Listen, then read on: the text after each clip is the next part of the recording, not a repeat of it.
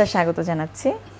ধন্যবাদ স্যার, যেটি নিয়ে আমরা আলোচনা করব সেটি হচ্ছে হাইপারটেনশন, এবং অত্যন্ত সাধারণ কমন একটি সমস্যা এবং সবাই এটি সম্পর্কে কম বেশি জানেন। একটু শুরুতেই জানতে চাইবো যে আসলে হাইপারটেনশন বলতে আমরা কি বলছি? হাইপারটেনশন যেটাকে আমরা উচ্চ রক্তচাপ হিসাবে বলে থাকি, এবং উচ্চ রক্তচাপ মানে হচ্ছে যে সিস্টোলিক ব্লাড প্রেশার 140 বা তার বেশি যদি থাকে, এবং ডায়াস্টোলিক ব্লাড প্রেশার বা নিচের যে রিডিংটা সেটা যদি 90 বা তার বেশি থাকে, তখন আমরা তাকে উচ্চ রক্তচাপ বলি। আসলে সাধারণত কথা হচ্ছে উচ্চ রক্তচাপটা মানে হচ্ছে রক্ত যখন ব্লাড ভেসেলের ভিতরে বা রক্তনালীর ভিতরে যখন প্রবাহিত হওয়ার সময় যে প্রেসার দিয়ে থাকে সেই প্রেসারটাকে রক্তচাপ বলে। আচ্ছা, তো সেটি যখন বেশি থাকে, স্বাভাবিকের চেয়ে বেশি হয়। স্বাভাবিক মাত্রা হলো 120/80 বা তার নিচে থাকলে আমরা স্বাভাবিক বলি। তবে উচ্চ রক্তচাপ ধরা হয় 140/90 বা তার উপরে থাকলে উচ্চ রক্তচাপ ধরা হয়। আচ্ছা, তো এই ঝুঁকির মধ্যে কারা পড়েন? আমরা কিন্তু দেখছি যে দিনে দিনে উচ্চ রক্তচাপের রোগীদের সংখ্যা বেড়ে যাচ্ছে, তো এর পেছনে কারণ? আসলে উচ্চ রক্তচাপে বলা হচ্ছে যে সারা পৃথিবীতে 1.8 বিলিয়ন পিপল বর্তমানে সাফার করতেছে উচ্চ রক্তচাপ। এবং উচ্চ রক্তচাপ হচ্ছে একটা যাকে আমরা বলি সাইলেন্ট কিলার হিসেবে বলা হয়, এবং এটা হচ্ছে অন্যান্য রোগের একটা কারণ হিসেবে ধরা হয়ে থাকে। যেমন হচ্ছে হার্ট অ্যাটাক, ব্রেন স্ট্রোক, অন্ধত্ব, তারপর কিডনি ফেলিউর, যেটা কিডনিতে সমস্যা হওয়া, তারপরে ব্রেনে এছাড়াও যেমন হচ্ছে হাইপারটেনসিভ এনকেফালোপ্যাথি মানে অজ্ঞান হয়ে যাওয়া, প্রেগনেন্সিতে যেমন উচ্চ রক্তচাপজনিত কিছু সমস্যা হয়, একলামশিয়া, পায়েও সমস্যা হতে পারে, পায়ের রক্তনালীতে সমস্যা হতে পারে। দেখা যাচ্ছে উচ্চ রক্তচাপ অনেকগুলো রোগের কারণ, এবং এটা হচ্ছে একটা যেমন সেই যেটাকে আমরা বলি কার্ডিওভাস্কুলার ডিজিজ মানে হার্ট অ্যাটাক এবং ব্রেন স্ট্রোকের একটি অন্যতম প্রধান কারণ হচ্ছে উচ্চ রক্তচাপ।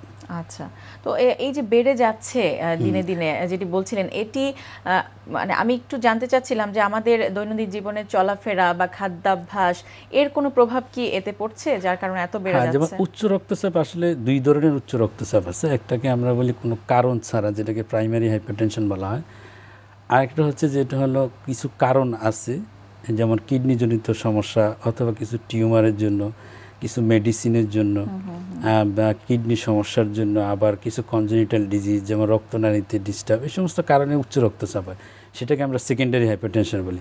কিন্তু যেই উচ্চ রক্তচাপে কোনো কারণ জানা যাচ্ছে না, সেই ক্ষেত্রে কিছু কিছু রিস্ক ফ্যাক্টরকে দায়ী করা হয়ে থাকে। যেমন এই রিস্ক ফ্যাক্টরগুলির জন্য উচ্চ রক্তচাপ হয়ে থাকে।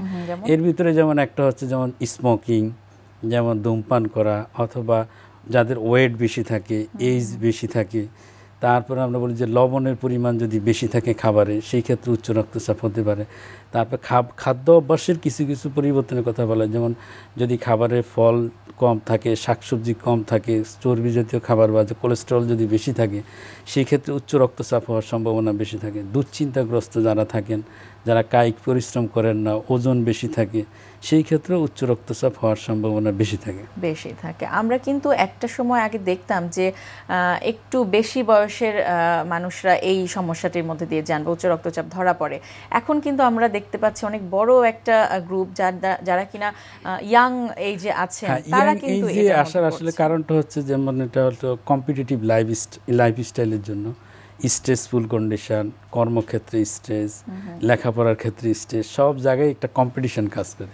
তো স্ট্রেসের জন্য হচ্ছে কি সিম্প্যাথেটিক যে সিস্টেমটা সেটা অ্যাক্টিভেটেড বেশি হয়, যার জন্য হলো উচ্চ রক্তচাপের প্রবণতাও বেশি হচ্ছে আর কি, যেটা হলো স্ট্রেস হলো একটা ইম্পর্টেন্ট কারণ এখানে। আচ্ছা, তো আপনার কাছে যখন এরকম সমস্যা নিয়ে আসে, আপনারা প্রাথমিকভাবে আসলে কি পরামর্শ দেন রোগীদেরকে? যেমন এখানে উচ্চ রক্তচাপ চিকিৎসার জন্য যেমন কিছু কিছু আমরা কথা বলি যে লাইফস্টাইল মডিফিকেশন বা জীবনযাত্রায় কিছুটা পরিবর্তন আনার জন্য আমরা বলি। প্রথমত যদি জীবনযাত্রার পরিবর্তনের মাধ্যমে যদি ব্লাড প্রেশার নিয়ন্ত্রণে থাকে, সেই ক্ষেত্রে ওষুধের প্রয়োজন হচ্ছে না। যদি জীবনযাত্রার পরিবর্তনের মাধ্যমে যদি কাজ না হয় বা নিয়ন্ত্রণে না আসে, সেই ক্ষেত্রে আমরা কিছু ওষুধের জন্য বলি। আবার কিছু কিছু ক্ষেত্রে ওষুধ ছাড়াও, যেমন কিছু অপারেশন, আবার কিছু কিছু ইন্টারভেনশনের মাধ্যমে উচ্চ রক্তচাপের চিকিৎসা হয়, যেগুলো হচ্ছে আপনার সেকেন্ডারি হাইপারটেনশন মানে যেই ক্ষেত্রে কোনো কারণ জানা থাকে সেই কারণের যদি আমরা রিমুভ করে দিতে পারি শরীর থেকে তাহলে ব্লাড প্রেশার নিয়ন্ত্রণে থাকবে। আচ্ছা, তো আপনি বলছিলেন যে লাইফস্টাইল মডিফিকেশনের ড্রাগের সাথে সাথে এই লাইফস্টাইল মডিফিকেশনের একটা পরামর্শ আপনারা দেন, তো সেই পরামর্শের মধ্যে আসলে কোন কোন বিষয়গুলো পড়ে? লাইফস্টাইল মডিফিকেশনে যেটা বলা হয় যে যদি লাইফস্টাইল মডিফিকেশন করা যায় সেক্ষেত্রে দেখা যায় 10 to 20 millimetre mercury blood pressure কমানো যায় শুধুমাত্র লাইফস্টাইল মডিফিকেশন। যেমন সেখানে একটা মানে দেখা গেছে যে কিছু একটা স্টাডি হয়েছিল, সেই স্টাডিকে বলা হয় আপনার ড্যাশ স্টাডি, মানে dietary advice to stop hypertension. তো এই স্টাডি থেকে দেখা যাচ্ছে যে যদি খাবারে লবণের পরিমাণ কম থাকে, কোলেস্টেরলের পরিমাণ যদি কম থাকে, যেটাকে আমরা বলি পলি আনস্যাচুরেটেড ফ্যাটি অ্যাসিড যে সমস্ত খাবারে থাকে, যেমন প্রাণীজ যে সমস্ত মানে প্রোটিনের সাথে যে চর্বিটা থাকে, যেমন গরু মাংস বা খাসির মাংসের সাথে যে চর্বিটা থাকে, তো এই ধরনের কোলেস্টেরল থেকে যদি কম খাওয়া যায়, তার ফল সবজি কথা বলা হয় যে সবজি যদি বেশি থাকে খাবারে, ফলের পরিমাণ বেশি থাকে, সেই ক্ষেত্রে দেখা যাচ্ছে এই ধরনের একটা মডিফিকেশনের মাধ্যমে মানে এটাকে আবার হেলদি খাবারের কথা বলা হচ্ছে, যেমন একটা ব্যালেন্স হেলদি ডায়েট যদি থাকে সেই ক্ষেত্রে দেখা যাচ্ছে কিন্তু ব্লাড প্রেশার নিয়ন্ত্রণে থাকে সাথে করে ওয়ার্কআউট বা এক্সারসাইজ আসতেছে। যেমন এটা হচ্ছে খাবারের যে অ্যাডভাইসটা। আর যদি স্মোকার যদি থাকেন তাহলে ধূমপান বন্ধ করতে হবে। তার ওয়েট যদি বেশি থাকে ওয়েট অবশ্যই কমিয়ে আনতে হবে। ওয়েট কমানোর সেটা বলে 24.9 বডি সারফেস এরিয়া মানে বিএমআই এর ভিতরে নিয়ে আসতে হবে। নিয়ে আসলে অনেক সময় দেখা যাচ্ছে ব্লাড প্রেশার কমে আসে। তার ফিজিক্যাল অ্যাক্টিভিটি যেটাকে আমরা বলি যে 30 minute per day in a week, মানে সপ্তাহে প্রতিদিন 30 মিনিট করে যদি হাঁটা যায়, অথবা যেমন 40 থেকে 60 মিনিট 3 থেকে 5 দিন সপ্তাহে যদি হাঁটা যায়, সেই ক্ষেত্রেও দেখা যাচ্ছে যে ব্লাড প্রেশারটা নিয়ন্ত্রণে থাকে। তারপর হলো স্ট্রেসফুল লাইফ, যে স্ট্রেস তো কমে আনতেই হবে অবশ্যই, ঘুম ঠিকমতো ঘুমাতে হবে, তারপরে দুশ্চিন্তা মুক্ত থাকতে হবে। এই সমস্ত এগুলো মুক্ত না থাকলেও কিন্তু ব্লাড প্রেশার কন্ট্রোল হবে। এই সবগুলো মিলিয়ে আসলে লাইফস্টাইল মডিফিকেশন। আচ্ছা, তার সাথে সাথে আপনারা ড্রাগটাকে আসলে কখন চয়েস করেন বা সিলেক্ট করেন যখন এই লাইফস্টাইল হয় না কোনো কাজ? যেমন দেখা গেল যে আপনার সবকিছুই ঠিকঠাক মতো চলতেছে না, তারপরও দেখা যাচ্ছে যে ব্লাড প্রেশার কিন্তু নিয়ন্ত্রণে আসতেছে না। আবার দেখা যাচ্ছে অনেকে ফ্যামিলি হিস্ট্রিতেও যদি ব্লাড প্রেশার থাকে তাদেরও কিন্তু ব্লাড প্রেশার হওয়ার একটা প্রবণতা থাকে এবং সহজে সেটা কন্ট্রোল করা যায় না। এই সমস্ত ক্ষেত্রে দেখা যাচ্ছে কি আমরা সাথে কিছু ড্রাগ প্রেসক্রাইব করে থাকি। তো অনেক ধরনের ড্রাগই বর্তমানে ওষুধ অ্যাভেলেবল, যে সমস্ত ওষুধের মাধ্যমে আমরা উচ্চ রক্তচাপকে নিয়ন্ত্রণ করতে পারি।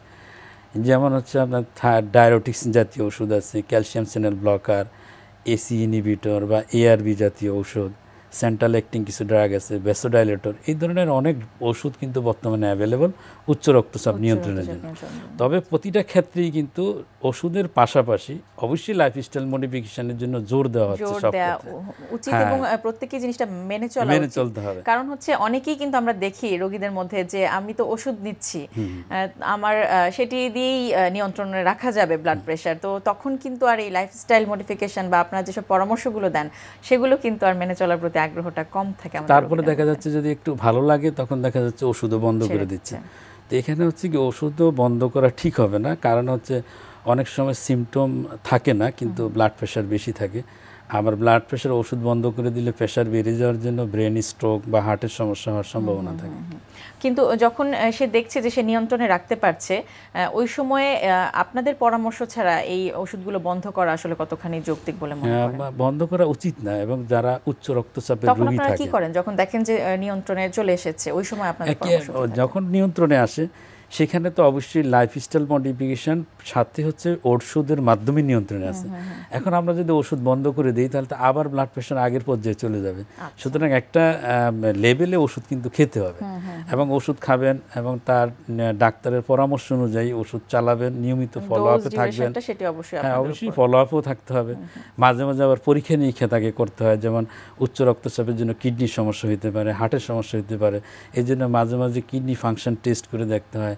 ইউরিনে অ্যালবুমিন যেতে পারে রেনাল ড্যামেজের জন্য, হার্টের সমস্যা হতে পারে, মাঝে মাঝে ইসিজি করে দেখতে হয় মানে এই ধরনের কোনো অর্গান ড্যামেজ হচ্ছে কি। আচ্ছা, এইসব কমপ্লিকেশন থেকে দূরে থাকার জন্য উচ্চ রক্তচাপে যারা আছেন যেসব রোগীরা তাদেরকে ফলো আপের জন্য আপনারা কি পরামর্শ দেন যে কতদিন পর পরে ডাক্তারের কাছে আসা উচিত? যেমন এখানে উচ্চ রক্তচাপ রোগীকে আমরা কয়েকটা ভাবে ভাগ করি। একটা হচ্ছে যাদের কিডনির সমস্যা নাই এবং ডায়াবেটিস এবং হার্টের সমস্যা নেই, এই তিনটা রোগ ছাড়া যারা থাকে জেনারেল পিপল যাদের উচ্চ রক্তচাপ আছে তাদের ক্ষেত্রে যেমন আমরা ব্লাড প্রেশার আমাদের গোল থাকে যে 140 সিস্টোলিক ডায়াস্টোলিক 18 নিচে রাখতে হবে। এটা হচ্ছে আমাদের একটা টার্গেট আর কি। এর নিচে আমরা রাখার জন্য ওষুধ প্রয়োজনে ওষুধ দিব, লাইফস্টাইল মডিফিকেশনের দরকারে লাইফস্টাইল মডিফিকেশন করবে। সেই রোগীগুলো যেমন তারা 6 মাস 1 বছর পর পর তারা কিছু কিছু টেস্টও করতে পারেন, ডাক্তারের শরণাপন্ন হয়, ব্লাড প্রেশার মাপবেন এবং তার নিয়ন্ত্রণে রাখার জন্য ওষুধ নিয়মিত খাবেন। কিন্তু যাদের টেস্টগুলি করে দেখতে হবে তার চোখে কোনো সমস্যা হচ্ছে কিনা, ব্রেনে সমস্যা হচ্ছে কিনা, হার্টে বা কিডনিতে কোনো সমস্যা হচ্ছে কিনা এগুলো দেখতে হবে। আর যাদের ক্ষেত্রে অলরেডি হার্টের সমস্যা আছে, ব্রেনের কিডনির সমস্যা আছে, ডায়াবেটিস, তাদের ক্ষেত্রে ব্লাড প্রেশার আরও নিচে রাখার জন্য বলা হয়, যেমন 130/70 নিচে রাখার জন্য বলা হয়। এবং তাদের ক্ষেত্রে অ্যাগ্রেসিভলি ট্রিটমেন্ট করতে হবে, ব্লাড প্রেশার নিয়ন্ত্রণে রাখতে হবে তাদের ক্ষেত্রে, তার সাথে সাথে ডায়াবেটিসের নিয়ন্ত্রণে রাখতে হবে। চমৎকারভাবে বুঝিয়ে দিলেন। আশা করছি আপনার এই পরামর্শগুলো যারা রক্তচাপের রোগী যারা আছেন তাদের জন্য অবশ্যই উপকারে তো আসবেই, যারা সাধারণ রোগী আছেন তাদেরও উপকারে আসবে। অনেক অনেক ধন্যবাদ আপনাকে। ধন্যবাদ আপনাকে এনটিভি দর্শক। প্রিয় দর্শক, আমরা শুনছিলাম হাইপারটেনশন বা উচ্চ রক্তচাপ নিয়ে বেশ কিছু গুরুত্বপূর্ণ তথ্য এবং পরামর্শ জানলাম আমাদের আজকের অতিথির কাছ থেকে। হাইপারটেনশন বা ব্লাড প্রেশার বা উচ্চ রক্তচাপকে নিয়ন্ত্রণে রাখাটাই সবচেয়ে বুদ্ধিমানের কাজ, বিভিন্ন জটিলতা থেকে নিজেদের দূরে রাখার জন্য।